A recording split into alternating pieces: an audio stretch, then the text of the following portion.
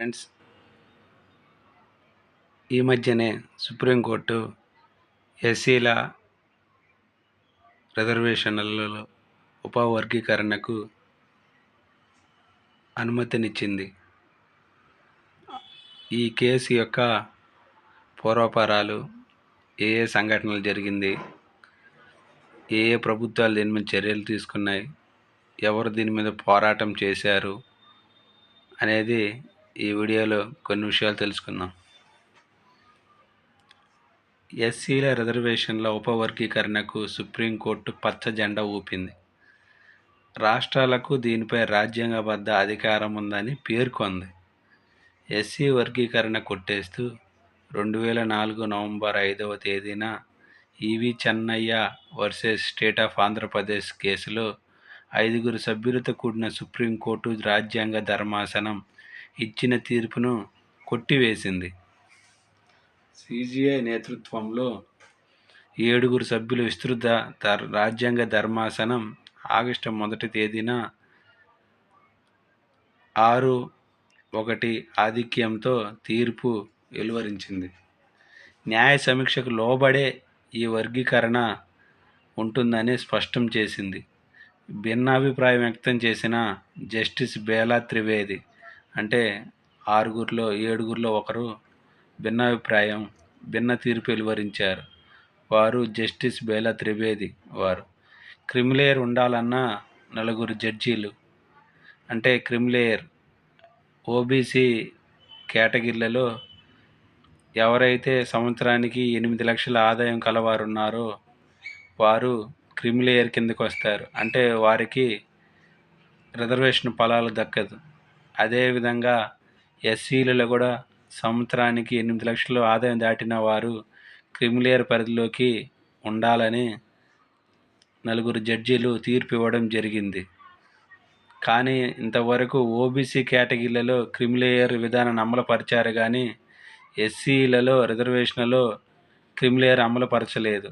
అంటే ఒక అతను ఐఏఎస్ ఎస్సీ అతను ఐఏఎస్ జాబ్ కొట్టిన అతను సంవత్సరానికి 8 లక్షల ఆదాయం దాటిన తన కుమారులకి క్రిమిలేయర్ విధానం వర్తించదు. అంటే వారు యథావిధిగానే ఎస్సీలుగానే పరిగణింపబడి రిజర్వేషన్ ఫలాలు పొందుతారు. కానీ బీసీలలో ఆ విధానం లేదు. ఎవరైనా ఒక అతను బీసీ గవర్నమెంట్ జాబ్ సంపాదించి 8 లక్షల ఆదాయం కలిగినట్లయితే వారికి బీసీ రిజర్వేషన్ వర్తించదు.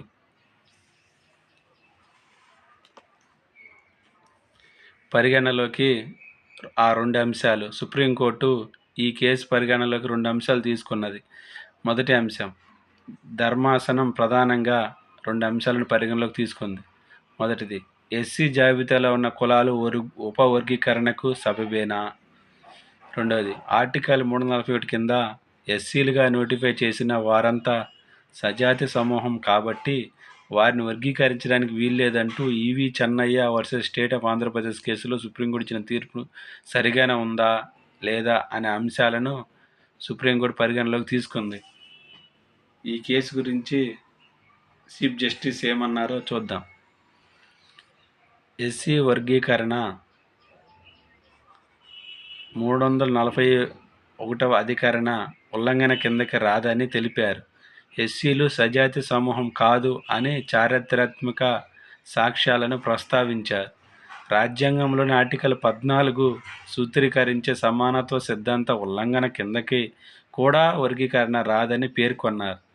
ఎస్సీల్లో కొత్త కులాలను చేర్చడం లేదని, ఉన్నవారిని తీసేయడం లేదని, వర్గీకరణ మాత్రమే చేస్తున్నందున అది రాజ్యాంగబద్ధం అని తెలిపారు. కేసు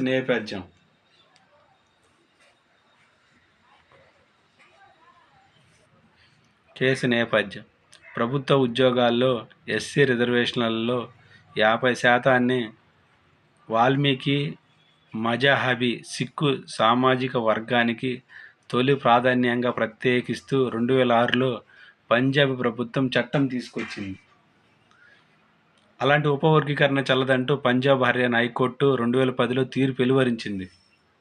అంతేకాదు, ఈవి Chennaiah versus state of Andhra Pradesh ప్రభుత్వం కేసులో సుప్రీంకోర్టు రాజ్యాంగ ధర్మాసనం 2004లో వెలువరించిన తీర్పును ఉల్లంఘించేలా పంజాబ్ చట్టం ఉందని పంజాబ్ హర్యానా హైకోర్టు తేల్చి చెప్పింది.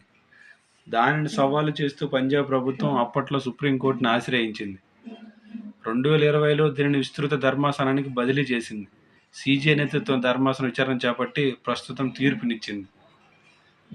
ఈ ఎస్సీ ఉపవర్గీకరణ గురించి ఆంధ్రప్రదేశ్లో జరిగిన సంఘటనలను ఒకసారి పరిశీలిద్దాం. ఏపీ ఉద్యమం. ఎస్సీ రిజర్వేషన్లను ఏబిసిడి గ్రూపులుగా వర్గీకరించాలనే డిమాండ్తో మాదిగ రిజర్వేషన్ పోరాట సమితి ఎంఆర్పిఎస్ ఉద్యమం 1994 జూన్ 7న ఏపీలోని ప్రకాశం జిల్లా నాలుపులపాడు మండలం ఈదుమూడి గ్రామంలో 13 మంది మాదిగ యువకులతో ప్రారంభమైంది. మందకృష్ణ మాదిగ దీని వ్యవస్థాపకుడు. ఈయన పేరు మందకృష్ణ. ఈ ఉద్యమం కోసం చివర్లో మాదిగ అనే ట్యాగ్ని ఆయన తగిలించుకున్నాడు కాబట్టి మందకృష్ణ మాదిగ అయ్యింది. వీరు ప్రతి ఊర్లో చిన్న చిన్న సమావేశాలు నిర్వహించేవారు. మరుసటి సంవత్సరం 1995 మే 31న ఒంగోలులో 70,000 మందితో ఎంఆర్పిఎస్ తొలి సమావేశం జరిగింది. తర్వాత సంవత్సరం 1996లో హైదరాబాద్ నిజాం కళాశాలలో 1,00,000 మందితో సమావేశం నిర్వహించారు. 1996 మార్చి 25న బాబు జగజ్జీవన్ రామ్ విగ్రహం వద్ద 1,000 మందితో సమావేశం నిర్వహించారు.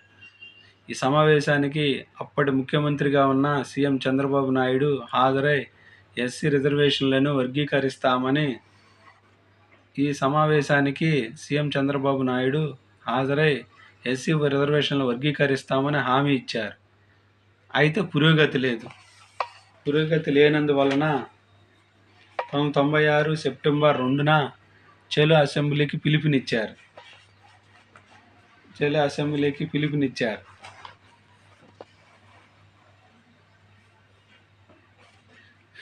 సీఎం స్వయంగా మాట్లాడిన తర్వాత 1996లో టీడీపీ ప్రభుత్వం జస్టిస్ పి రామచంద్ర ఏకసభ్య కమిషన్ ఏర్పాటు చేసింది.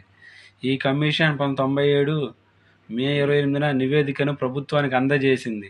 కమిషన్ నివేదిక ఆధారంగా ప్రభుత్వం ఎస్సీ రిజర్వేషన్లను ఏబిసిడీలుగా వర్గీకరిస్తూ, అనగా వారికి ఎస్సీ కోట 15% రిజర్వేషన్ ఉన్నది. ఈ 15% రిజర్వేషన్ కోటాను విభజిస్తూ 1997 జూన్ 6న జీవో జారీ చేసింది.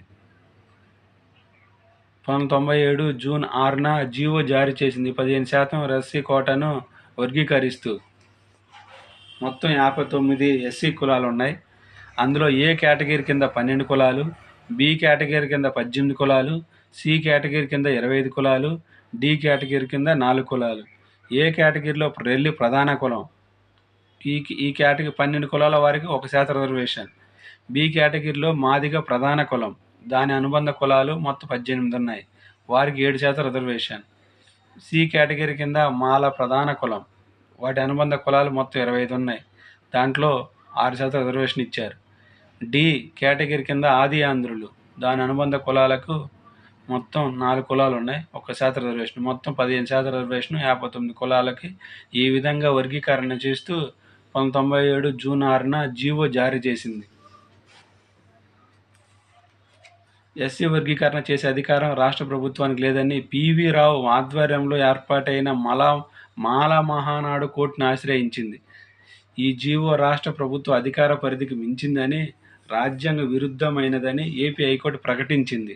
అంతేకాక ఆర్టికల్ 338 క్లాస్ 9 ప్రకారం ఈ వర్గీకరణ చేయడానికి ముందు ప్రభుత్వం ఎస్సీ ఎస్టీ కమిషన్ సంప్రదించాలని కోర్టు తెలిపింది.